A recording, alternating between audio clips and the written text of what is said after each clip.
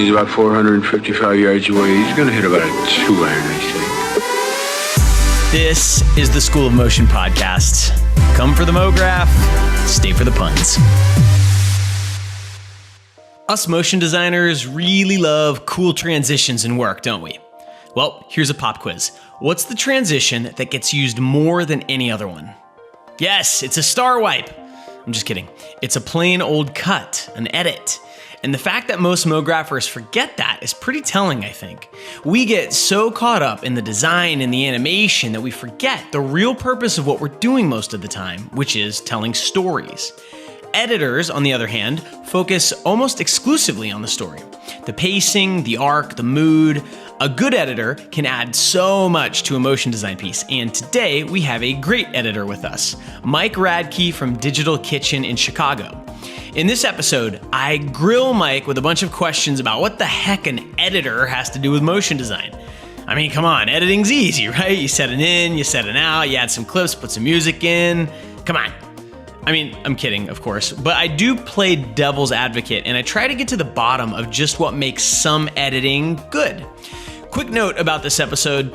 I may have had my mic settings a little wrong when we recorded, and I sound a little bit like I'm talking into a shoe or a tin can. I apologize, it was a rookie move, but it shouldn't affect your enjoyment of this episode, and the important person, Mike, actually sounds amazing. I hope you dig this conversation, and before we get into it, we're going to hear from one of our brilliant bootcamp alumni, Lily Baker. Hi, my name is Lily Baker. I live in London, United Kingdom, and I've taken animation bootcamp, character animation bootcamp, and design bootcamp with School of Motion. These courses genuinely launched my whole career into animation and motion graphics and illustration. School of Motion has literally taught me everything I know. I've been amazed that I've gone from being self-taught, messing around with Adobe, to actually being able to quit my job and start freelancing the next day. And it's been a year and I haven't been out of work, and I 100% owe that all to School of Motion. My name is Lily Baker and I'm a School of Motion graduate. Mike, dude, thank you so much for coming on the podcast. I cannot wait to get really geeky with you. Yeah, absolutely. Thanks for having me. I appreciate it. Yeah, no problem, man. So first thing I want to get into is your LinkedIn page. So yeah. I did my homework, and I'm like, all right, this guy's an editor. Oh, look, Digital Kitchen. I've heard of them. Imaginary Forces, and then I see After Effects artist on there, and I think you even used the word motion graphics artist on another one of your previous gigs. So I'd love to hear a little bit of your story, because it sounds like you making your way to senior editor at Digital Kitchen, you were actually doing After Effects for a while. Yeah, I feel like that's a little grandiose, me calling myself an After Effects artist. The stuff that I did for community was actually, it was more for my friends were doing all of their webisodes. And so I did, like, the graphics were supposed to be really bad, which is right up my alley when Perfect. It comes to motion graphics. They're supposed to look like community college, not good. So that worked out really well for me. There was one thing that made it to air. That was I don't know if you were familiar with the show, but on Community, Abed took a film class and he had to make a video where he was talking with his dad, and it was all about this relationship with his dad and everything. And all of these heads are superimposed on the characters from his family. And that also looks really bad. And it was supposed to, because Abed obviously doesn't know how to do that. But that was something that I made for that. So like an After Effects artist is a little grandiose, like I said, but it was something to put on my resume. Awesome. Sometimes it's harder to make things look bad than to make them look good. So, I mean, it actually takes a certain kind of talent to do that. So you shouldn't be ashamed of your bad After Effects job. So how did you end up, so let me ask you this, because I don't know, people listening to the podcast may not know this, but I actually started my career as an editor. And I was kind of on track to do the editor thing. And I want to talk about that with you a little bit. But did you aim at becoming an editor, or were you kind of finding your way through post-production and landed there? How did you end up in the spot you're in?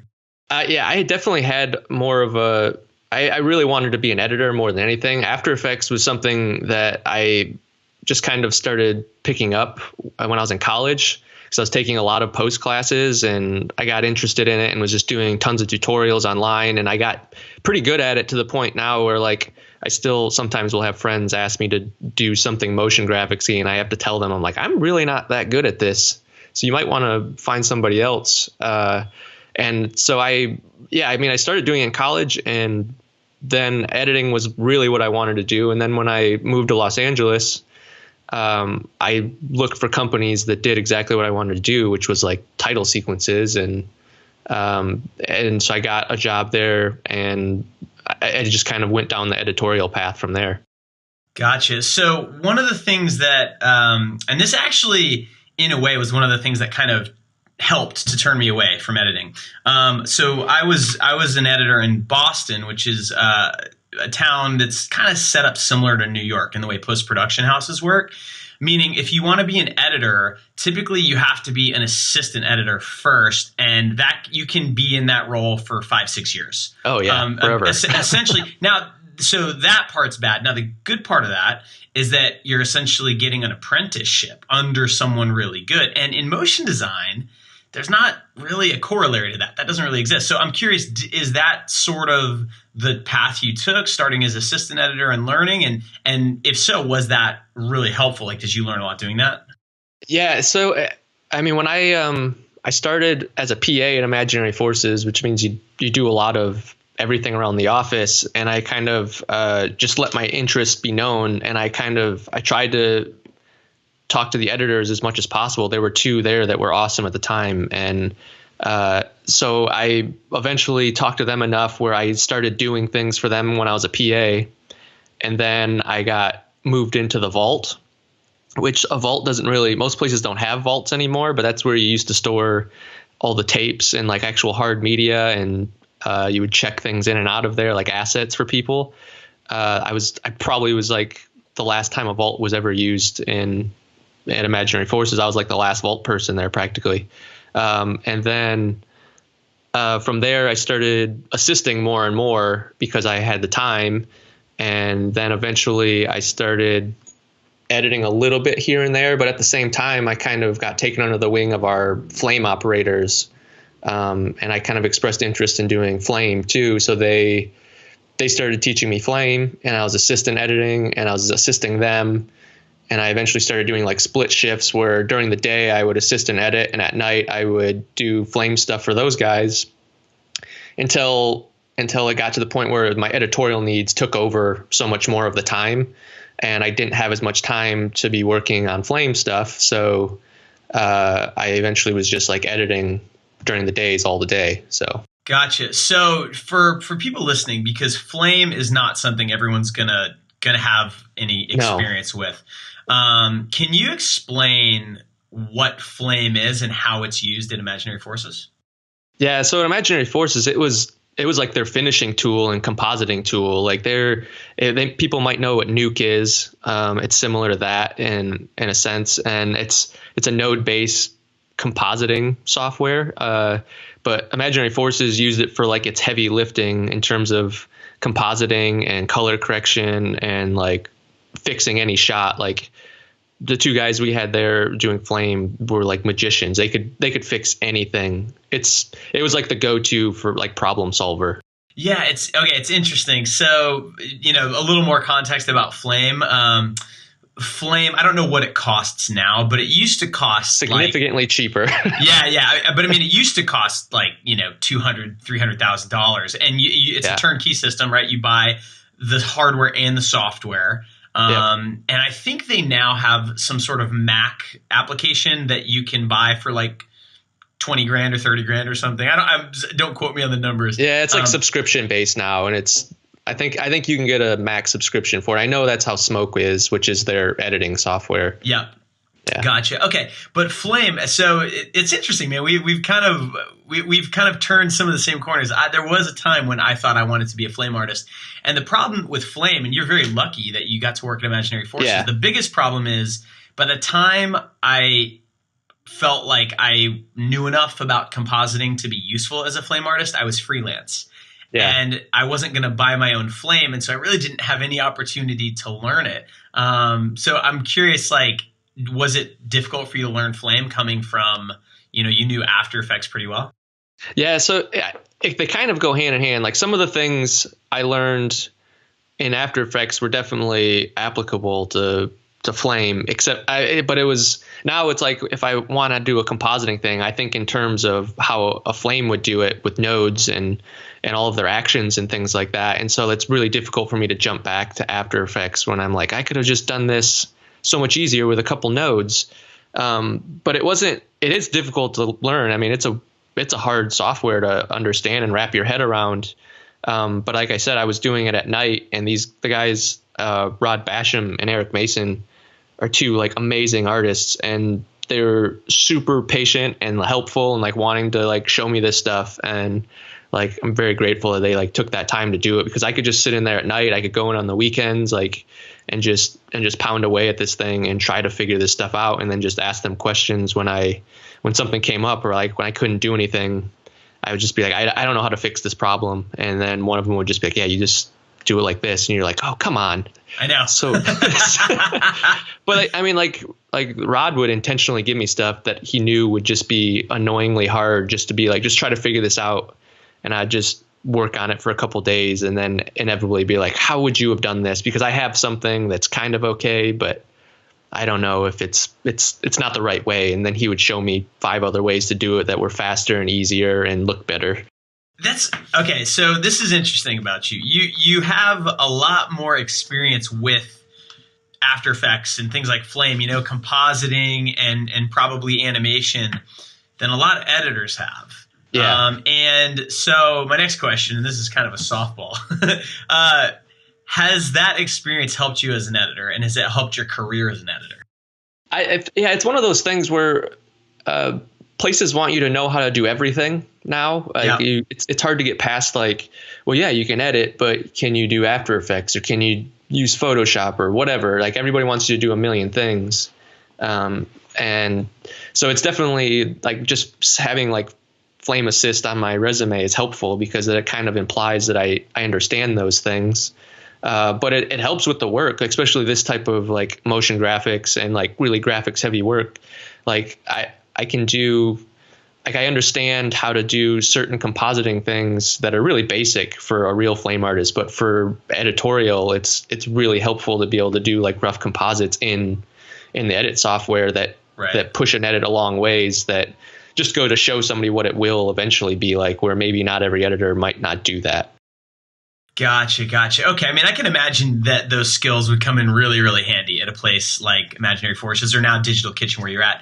So having some experience in the kind of compositing and MoGraph world, and now a lot of experience in the editorial world.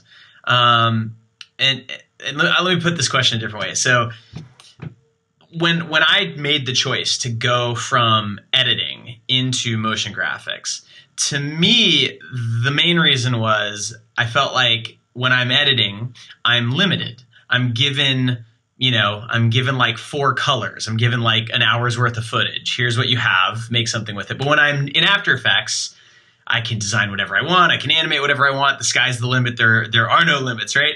And I'm curious if you would agree with that, or if I'm missing something. I think they're just different. There's like, if you have a pile of footage, there's endless ways you can put that together. I mean, I guess you are limited in the fact that you can't put something in that footage that's not there easily. That in that sense you're limited. But if you're trying to make a narrative out of an interview or dialogue or something, like there's a lot of ways you can do that to make something completely different. But yeah, I mean, it's not quite as expansive as you can be with motion graphics probably.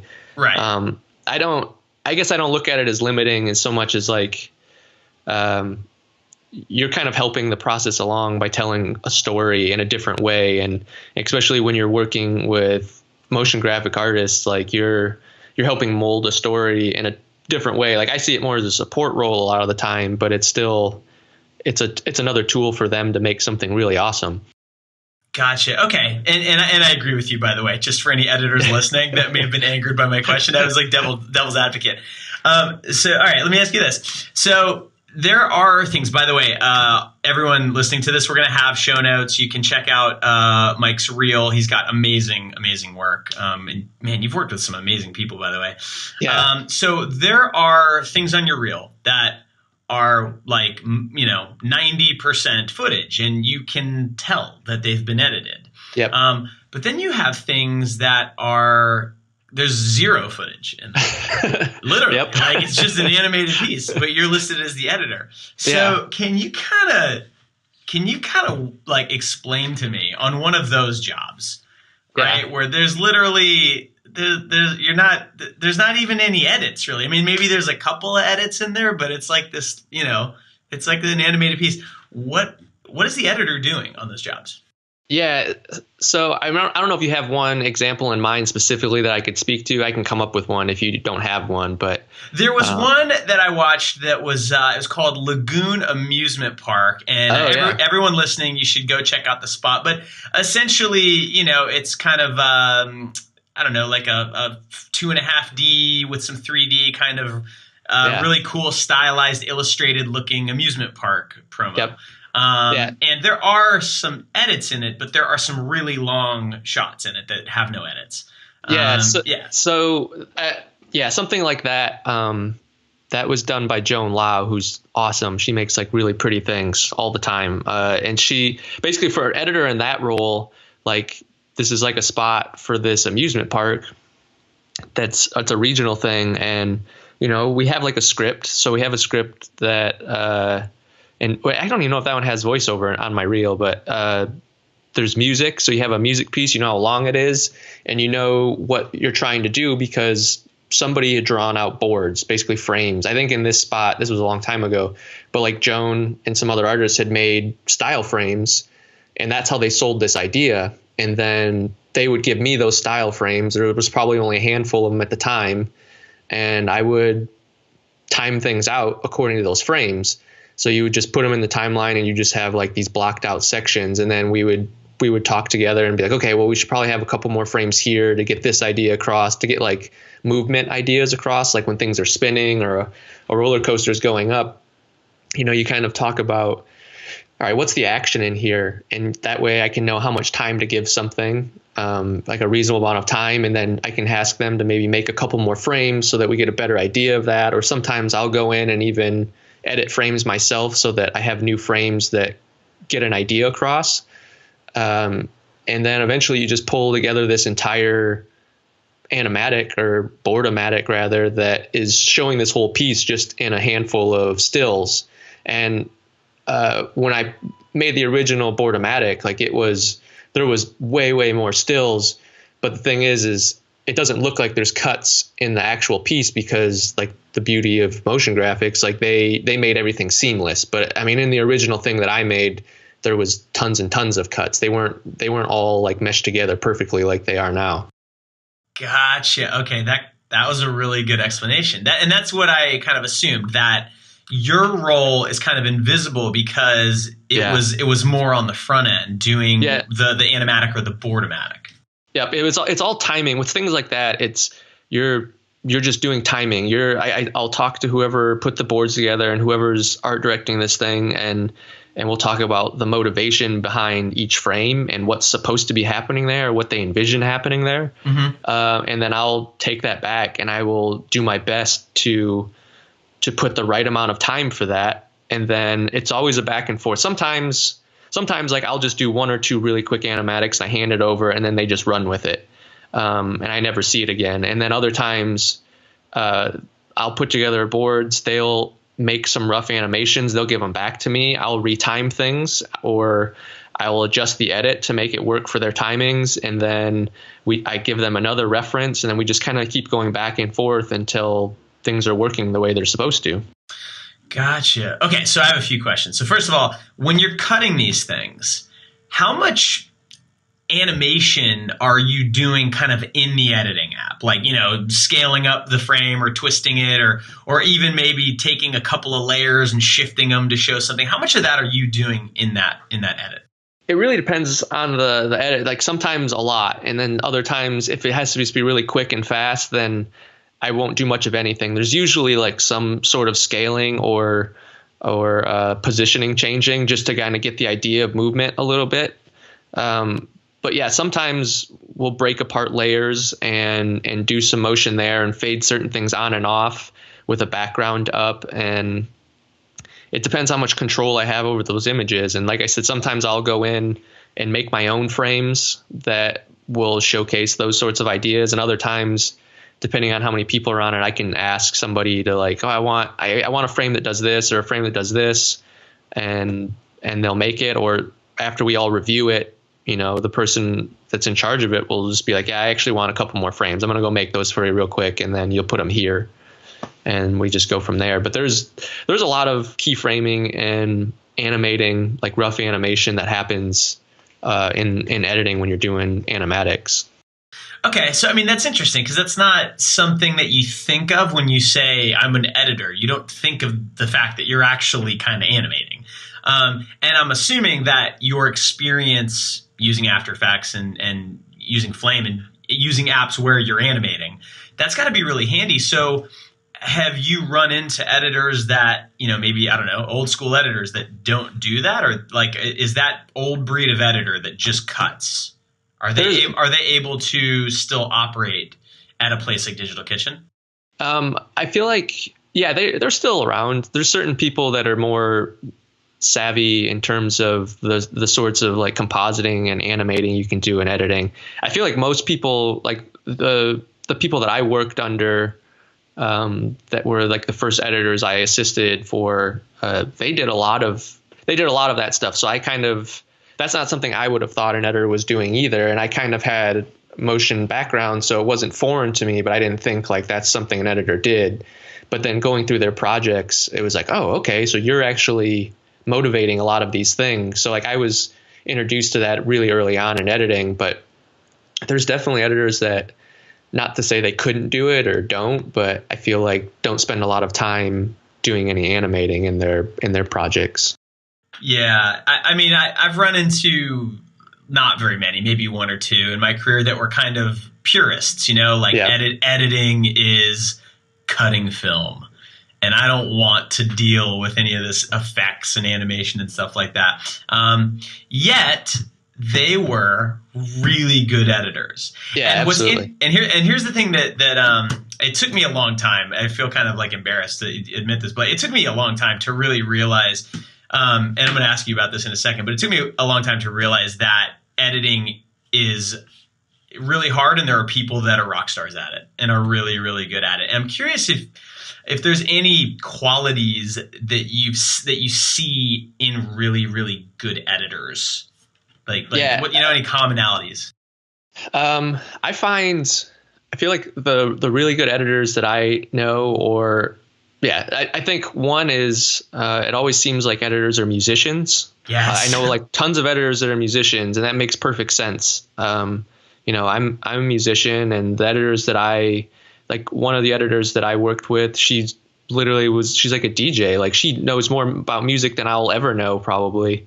And other ones, they all played guitar. It's like you go into an edit bay, there's usually like a guitar sitting there. It's like some people play music, and I think that helps a lot, or at least a passion for tons of different kinds of music. Oh, I'm so glad you said that, man. Yeah, so Yeah. We should mention a mutual friend of ours, Yuhei Ogawa. He's an editor out in Los Angeles. I can't remember the name of the company he works for now, but he worked at Imaginary Forces. And he and I have worked together. And what I loved about his editing was it was so rhythmic, and he got the way music works. And then I found out he's like a breakdancer. So like you're right. I mean, like it is kind of scary, like how many editors that end up at the highest levels, they understand music. I'm curious, do you have any theories on why that is? I mean, editing is all about rhythm and timing and finding the places that feel right and finding grooves and things like that. That's like one of the most important things. Like people always are like, well, how do you know when to cut? You're like, well, shit, I don't know. I just know it feels right. You know, sometimes it's really motivated by something that's happening or a voiceover line or something. But other times you're just like, that shot felt 2 frames too long. let me trim that down or something. And it doesn't make any sense really why that felt wrong, because it's probably most people wouldn't even have noticed it. But I think it's just a sense that you have. And if you're in tune with rhythm and timing and stuff, it makes sense that you would be influencing the pace of a bunch of pictures put next to each other. Yeah, I also found too that the editors who are musicians, they tend to give their pieces a little bit more of an arc, and there's a little bit more contrast between fast moments and then stop downs and slow moments, and Yep. you're really coordinating like so many things, the pace of the cuts, the music, the sound design, all that stuff. So let me ask you a very, very leading question here. This is devil's advocate. Okay. Why? Okay, so the art of editing, right? Let's leave that for now. The technical side of editing is frankly like learning how to use Avid or Final Cut or Premiere or something like that, is to me a lot easier than learning After Effects, a lot easier than learning Nuke or Flame or something like that. Yeah. I think that a motion designer could learn enough Premiere to know how to edit and cut music and things like that. The technical skills, they could learn that in 2 weeks. Yeah. Why do we still need editors? Why shouldn't motion designers just edit their own stuff? I mean, a lot of them do. So there is that. But I think so. Your answer is we do. Uh-oh. Well, I'm kidding. My real answer is like you can go talk to any one of my one of my fellow employees. Like the joke around our offices is that, oh, Mike doesn't have time to go do this. Let me run down to Starbucks and grab one of the baristas. He can probably get it done in that amount of time. Their joke is that everybody can edit. And it doesn't matter. So, yeah, I mean, that's the consensus, is that anybody can do it. And you're not wrong. I mean, it's not complicated to throw a couple clips in a bin and a music track and then go throw them on a timeline. That's not a huge deal. But, I mean, doing things the right way and doing things the fast way, there's always a give and take. Like I can go online and do an Andrew Kramer tutorial and figure out how to do like a demon face. You can do a slow motion tutorial too, by the way. I could do that too. I'm sorry. I shouldn't have plugged the wrong guy. It's all good. I'm an Andrew Kramer fan. It's fine. It's fine. No, he was always very entertaining. So that's why I thought of it. He's the OG. But I think what you're getting with a real editor is that intuition that we were just talking about, like that, well, when do you do this? Like, how long should this be up? Like you're getting like the experience of millions and millions of cuts and like that doesn't come with just like opening up a program, like it's experience and it's rhythm and it's understanding stories and it's understanding arcs and it's being able to put together a dynamic sequence that's experience that not just everybody has. That takes time to figure out. Yeah. Oh, so I agree with you 100%. That was devil's advocate. I know. Again, I have to just repeat myself. I don't feel that way. And I'll tell you my take on it. I ran a studio in Boston for a while, and my two business partners were both editors, and they were really good editors. And I had the same conversation with them because, and the reason I had the conversation was because our editing rates were much higher than our motion graphics rates. I didn't understand why. But what I ended up realizing was that not only is editing a very subtle art that looks easy and is ridiculously hard to, it's easy to edit, but it's very hard to be a good editor, incredibly hard. But then the other thing is this: when I'm in the throes of a motion design project and I'm in After Effects juggling 200 layers and keyframes and expressions and this and that, I am not looking at the big picture, and someone needs to. And the editor typically is in a better position to do that. Would you agree with that? Yeah, absolutely. I mean, on top of that, like, yeah, every time like I'm working closely with animators and designers, like, I'm kind of like the gatekeeper for a while until it goes to finishing, where something comes back to me. I'm like, oh, that's not right. We need to do this, and this motion's not right. Or, we're putting everything back in to a cut and you see it all in one. And so the editing is important there too. On top of that, like, how many times have you done like a client motion section? Like, you don't ever have clients come sit behind you and watch you like manipulate keyframes all day. Whereas like, I'll have to sit with clients behind me sometimes like for days on end, just like putting together images and making edits and things like that. And it's a tangible thing that somebody can come and sit and participate in also. And that's another reason. You just brought up another one of the reasons I kind of got out of editing. Let's talk about that for a minute, because that is definitely something I think most motion designers who, especially like After Effects artists, flame artists, different story. Yep. But After Effects artists, for sure, most of us don't have clients sitting behind us eating lunch and throwing darts at the work that we're making right in real time. But editors do have to do that. So tell me about like the first time you had to sit in a client supervised session. How was that for you? It was awful. I was like an assistant editor, and I can't remember what happened. But there was some reason, it was on a weekend maybe, and I got called in to do it. And like, it was a project I wasn't familiar with. And like, I don't know, the clients weren't like the friendliest, and they didn't have any like patience for like a guy that was trying to help out. It was not good. It gets better. Like that was like one of those experiences that just made me realize like, you need to be prepared. And like, if someone's like, you're going to do a client session tomorrow, it's like, whoa, I haven't even looked at that yet. You need to give me like a day to really familiarize myself, because I mean, one of the other really hard parts about editing is that you're keeping track of tons of assets, and especially when you're doing client sessions, you need to be able to recall where that is like at a moment's notice. So editing is more than just throwing clips in a timeline. It's organization. Like that's like one of the number one things is being super organized and keeping track of everything, so you can find it when the client goes, I think I remember seeing a shot where this guy did this, and you're like, oh yeah, hold on a second, it's over here. And then you go grab it and you find it in 2 seconds and have it up and in the cut. And like, that's the sort of thing that makes things run smoothly. And when you're an assistant editor that didn't know what they were doing, and you didn't know anything was in a timeline or a project, like it makes it really hard to run a productive session. And now, like, as more experienced person, it's like I make sure that stuff's on lockdown before anybody gets into the room, so that I don't look like an idiot and we can have like a productive day. Exactly. Yeah. I mean, I've done my fair share of supervised edit sessions, and I've actually done a fair amount of supervised After Effects sessions too, which really are very I've never seen that. But I kind of want to go into this a little bit. So I'll give you the quick story. Is we were set up to service ad agencies, so we weren't doing a lot of broadcast work. It was mostly ad agency spots and stuff like that.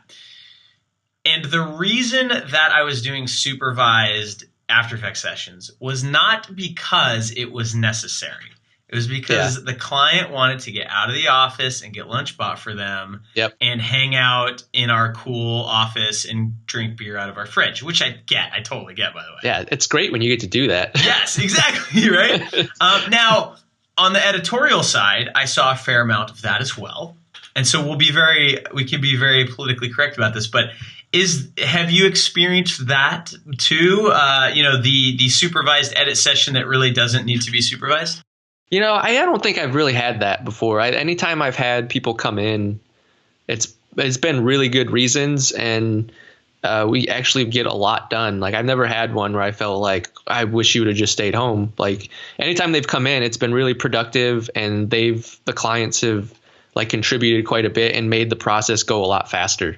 And I'm not even just saying that to be like nice. Like, it's always been much more productive having them come in and be a participant in whatever we're doing. That's awesome, man. And I know that it can be nerve-wracking, and especially if you're doing After Effects and it crashes quite a bit. So let me ask you about this too. So I'm always curious, about the technology, that studios are using. And it's interesting because in motion design, it really doesn't change very much. It's After Effects, and it's like Cinema 4D and maybe some Maya, and there's like different plugins and different renderers people use. But with editing, I feel like there's always a new version of Avid, or there's like there's a controversy about the new Final Cut. So what's going on in the editing world? Like, what software is Digital Kitchen using, and what's kind of like what's the hot new thing? Is it Premiere? Is Avid still like what's the deal? I mean, I'm a Premiere person, and have been since right before I left IF. Like, once Final Cut 10 came out, and like when it first came out, it wasn't as usable as a professional software. Right. So we started kind of transitioning away pretty quickly, and we were actually using Final Cut 7 for a long time. Some people still are, which is kind of crazy to me. But I went to Premiere once Creative Cloud came out, and I've been using that ever since.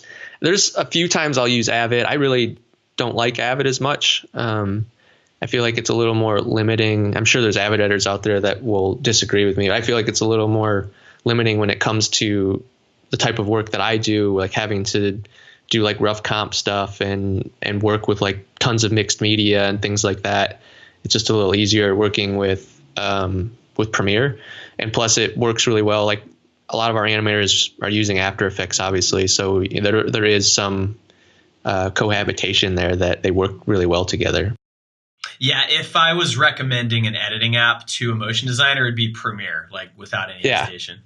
Yeah, I mean that it works really well, and I've had like a lot of success with their new features, and I really like what they're doing a lot of the time. And Final Cut 10 or Final Cut X has gotten a lot better, and I really like a lot of things in there. I don't use it. I've never used it professionally, but I've played around with it, and like it's becoming more viable in my mind. Like it's something that I would feel comfortable using again in a professional setting. Whereas Avid, I could use it. I prefer not to. Sometimes I'll have old jobs come up at DK where I have to open Avid, and I'm always really like clunky in it for now, but it comes back to you after a while. Gotcha. Yeah. And just for anyone listening that really doesn't know the difference between all these apps, when you're a motion designer, you need the bare bones editing tools. You need to be able to like set an in point and an out point and put that clip down on a timeline and maybe cut some music.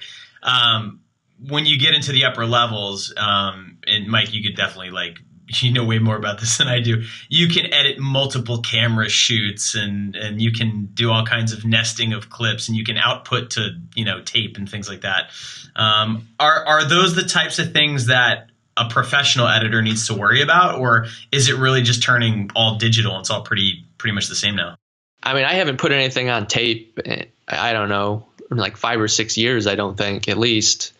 And if it happened, like you'll just send it out of house now. There's no reason to have decks in your studio anymore. It's just too expensive to buy them. Right. And you could just send them to like Company 3 or something, and they'll off-put it, and it's fine.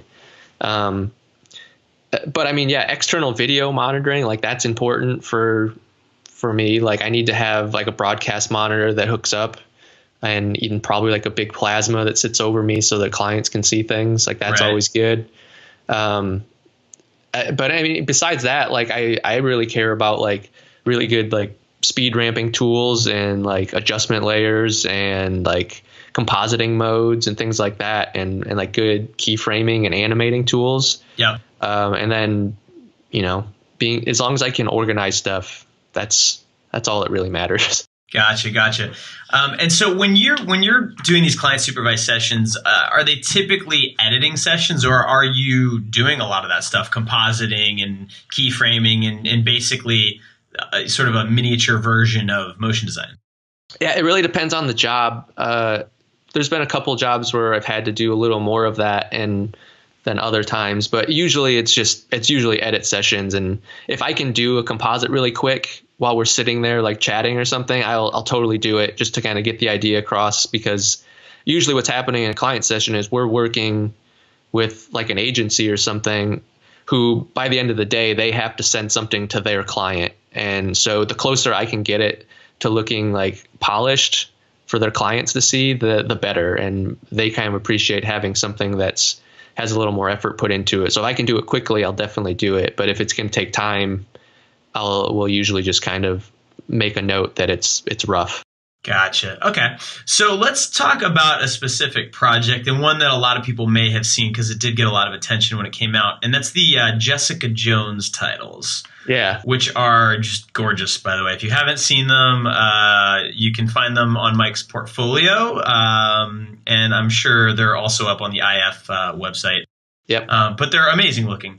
And it's really hard to tell how they were made, if it was footage that was rotoscoped, if it was completely, created from scratch. But either way, I'm sure that what you edited doesn't, it doesn't look a lot like the finished product, No. So I'd love to hear the story. Like, how does a job like that pass through you and turn into the final product?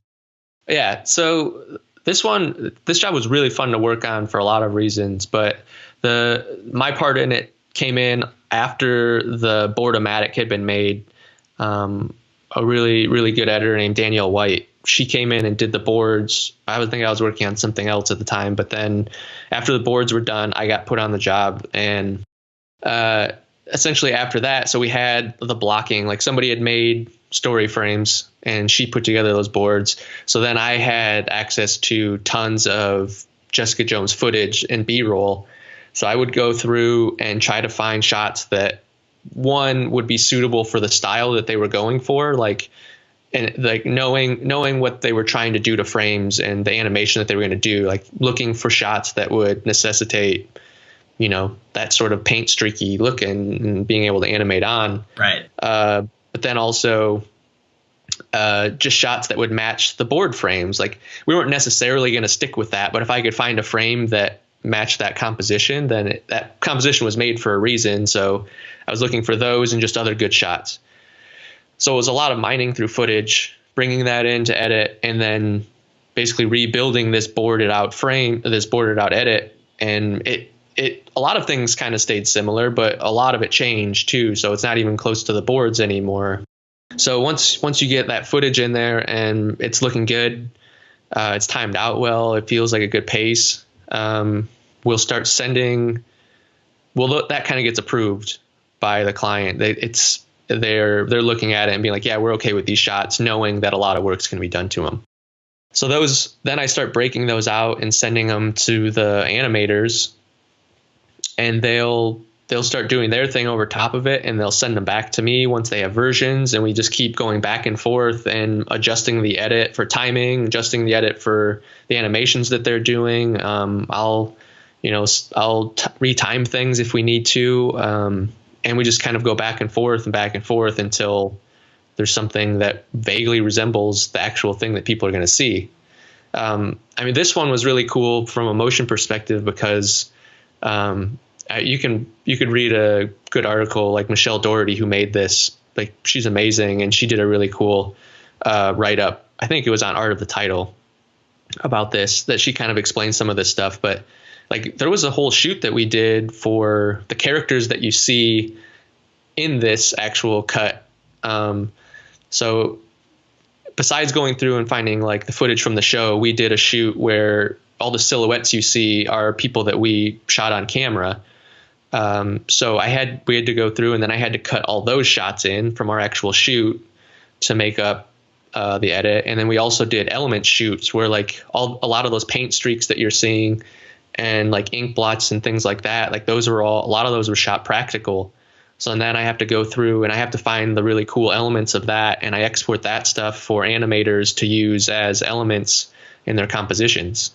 Wow. Okay. So there's a lot in there. Yeah, it really is. So let me ask you this: like, I have two questions. So first one, how many versions were there? Like, and I mean, like, how many sequences in Premiere were there before this thing was done? I'm really bad. I make so many versions. Like, anytime I change things, I make versions. There was tons of versions. I wish I could tell you the exact number, but I can't. It's got to be like 100 or more. I mean, yeah, there's lots. Yeah. Like, and they're all just different variations. And like the initial ones, there's a ton of initial ones where I'm just throwing together different versions for Michelle to look at and be like, yeah, I like this shot and this shot. Well, maybe put this in version A, and I like this shot in version C, so put that in there. And then you're just kind of slowly combining all these versions to make one.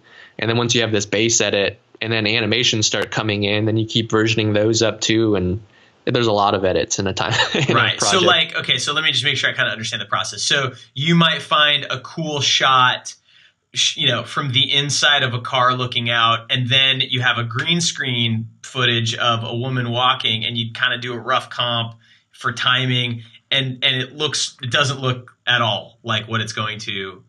And then that's what goes to the animators. And they composite it. I think, again, in this case, like, I think it was like, sometimes those elements weren't even there. Like the car, I don't even think the car was actually there. I don't remember. I'm sorry. But I mean, sometimes there wasn't an element there, like, and I would just like get a person walking on a sidewalk and then like Eric Demusi or Thomas McMahon, who are two of the guys that like worked on this heavy, like made amazing stuff. Like they would just make up things and put them in frame and it would just look amazing, you know? Yeah. I mean, and so what's kind of striking to me is how much you kind of had to imagine as you're editing this thing. And you do this all day, every day, and you're working with the compositors, the animators. How hard is it to get a client to see the potential of what it is you're doing? Yeah, some of them are really good at it. Some of them like do this stuff all the time also. So like, you know, you put up a really rough edit and they're like, yeah, I get it. That's cool. It looks good. You know, I can go with this. Let's start animating, you know, and it's really easy. And then other times you have to block things in a lot more and start giving them rough elements or show them style frames where you're like, okay, well, here's one frame of kind of what it's going to look like. You know, this will give you a good example, and just know that this element's you have to talk them through it. You know, some are really good, and others just don't have the capability to see that far down the line. And that's another thing as editing for this type of stuff is you really do have to use your imagination for thinking about how long something has to be up to feel right, and also to get that animation on in a good amount of time and not be too fast or too slow. And are you cutting to the music that's actually going to be used, so you can kind of use the music as a guide, or is the music sometimes composed after using your timing as a guide? Yeah, usually no. And sometimes it can be really frustrating. Sometimes you're working with the track that's always going to be there, and that's awesome. That's the ideal situation. Sometimes you're working like you kind of get into trouble because as like the production side of it, like we'll have to pick a piece of music that we think works really well, knowing that they're going to make something later. So we'll find something that sets the mood in our mind, and then everybody gets attached to it. So when you actually see the real music, you're a little turned off by it. And with Jessica Jones, that was one of those scenarios where we had a different idea of what the music for this should sound like when we were originally making this. And the music we had was like a lot darker and a little more ominous. And I'm not familiar with the Jessica Jones character or universe. So to me, that seemed right with the visuals we were doing. Like, you know, this feels good. It seems kind of, you know, dark and ominous. It's great.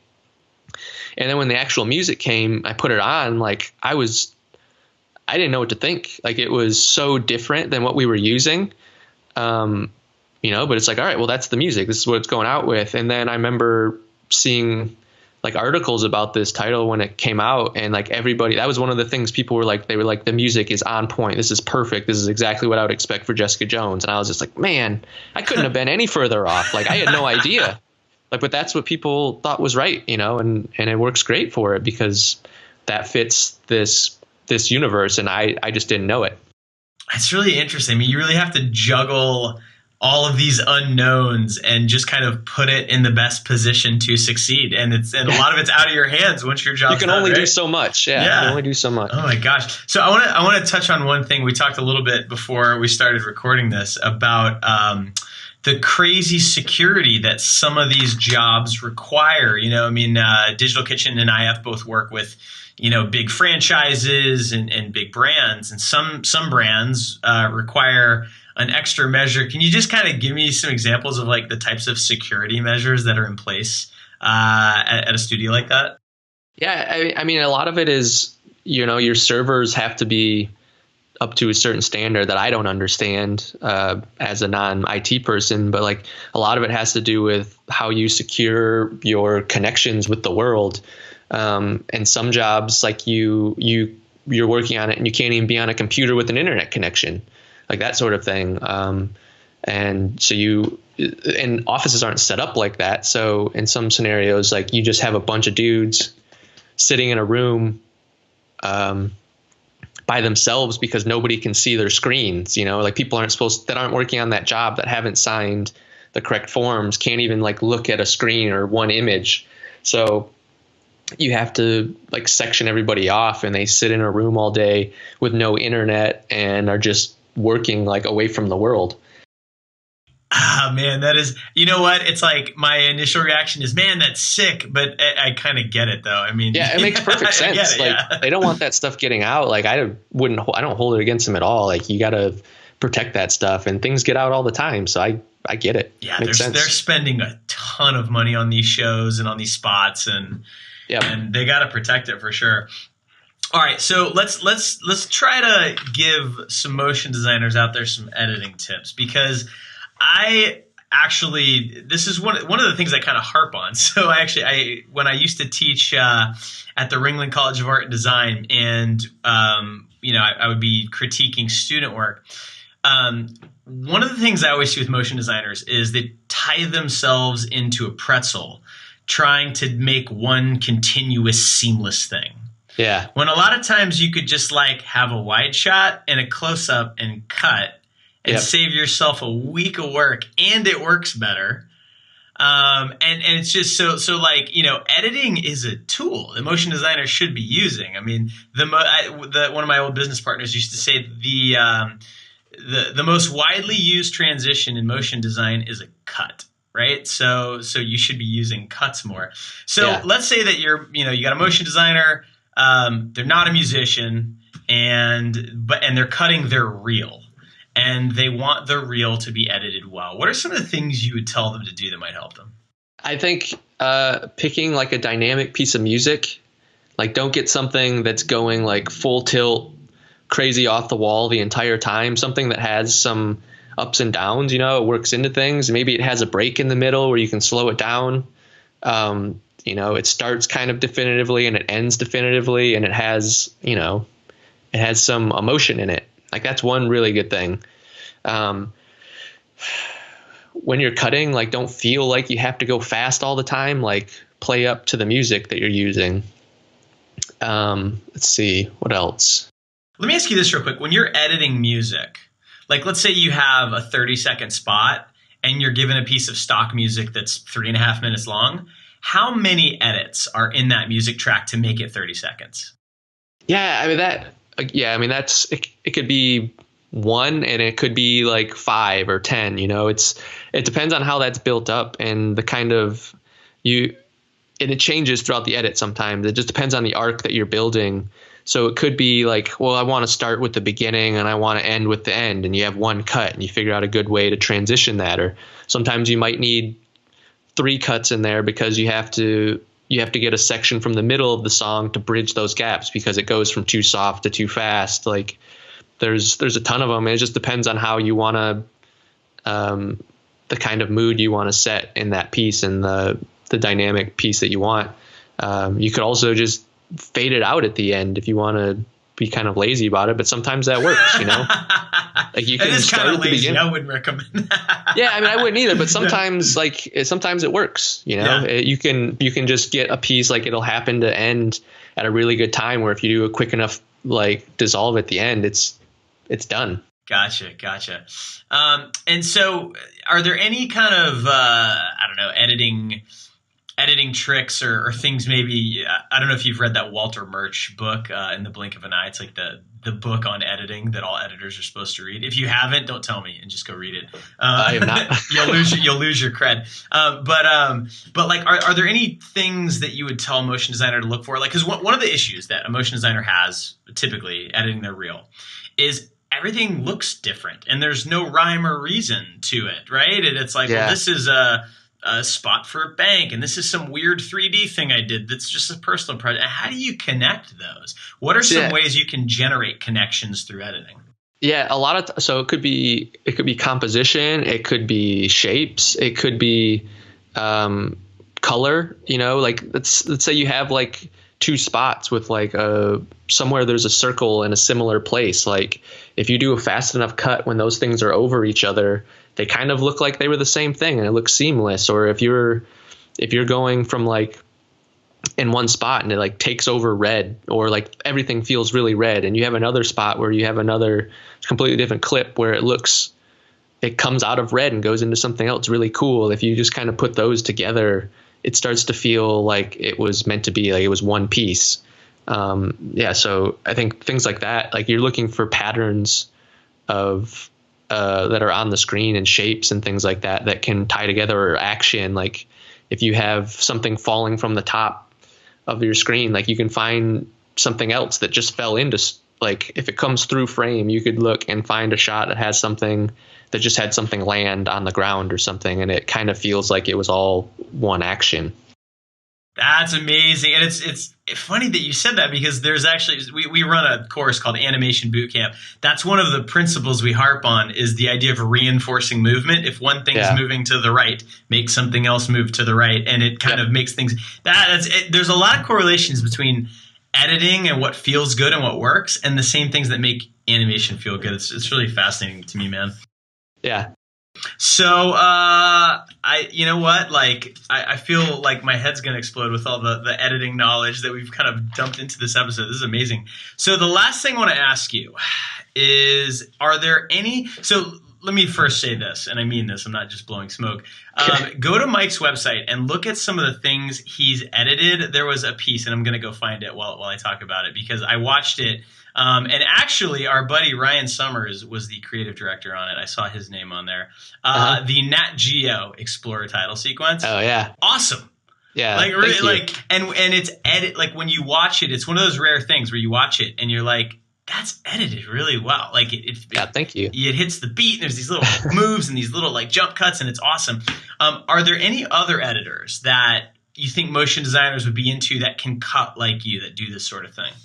Yeah. I mean, I'm bad at remembering people, but not that I don't remember them, but coming up with things like this. But so I'm just going to name people that I've worked with that I know that I've learned a million things from, that are just awesome. Like Keith Roberts is a guy most of these guys are in LA, like Keith Roberts or Joe Dank and Danielle White, like those three, and Justin Gerenstein, like those four, like I learned so much from. They have reels that like I would die to have.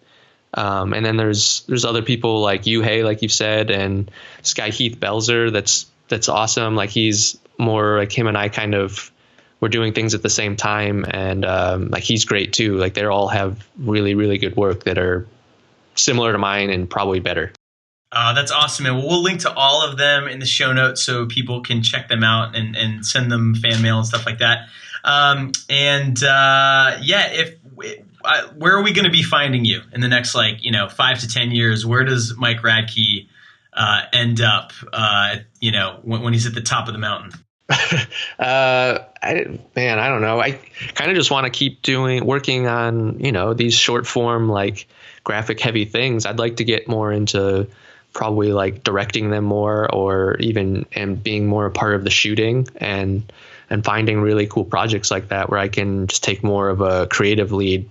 Not that editing's not creative, but if I could get a little more hands on with that stuff, that would be good. I see that a lot. I mean, editors making their way into the director's chair. I mean, you're in a great position to do it, man. And you clearly have the talent. Oh, thank you. Yeah. I mean, those things, they go hand in hand. And sometimes when you're on set and the best thing would be to know how you're going to put something together. So if you have an idea of how you're going to put it together, it just makes sense to be on set and directing somebody and the shot that you need to get to make your edit work. So they work together. I just need to start doing it. Awesome. Well, I can't wait to see when you make that move, and you're too important to come on podcasts like this one, but I'll be watching and watching with bated breath to see what comes out of you next, man. So thank you so much for coming on. I mean, this was awesome, and I know our audience is going to get a ton out of it. At the very least, everyone's reel should get re-edited right now and get a little bit better.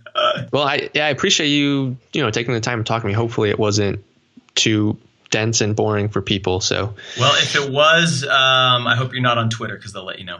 I'm not, so it's good. They can say all the things they want out there. Awesome, man. All right. Well, thank you. We'll have to have you back on. All right. Definitely. Thanks, Joey. Thank you so much, Mike, for coming on. Now, listen, if you're a motion designer and you would like to instantly raise your stock, become a more versatile artist, and improve your storytelling chops, try editing. It's definitely one of those things that's easy to learn, very tough to master, but even getting a little bit of editing experience and learning to think more like an editor can open up a whole new toolbox for you, the MoGraph artist. So try this. The next time you're stuck on a project and you're trying to think of something to do with your animation, try rendering out your animation as a wide shot, and then render it out as a close-up, and then edit between those two, quote, angles. It instantly adds energy to your piece, and it's really simple. There's no fancy tutorials required. That's it for this episode. If you dug it, please, it means so much, leave a review for us on iTunes and rate us. It really helps us spread the word and helps keep this party going. This is Joey, and I will catch you on the next episode.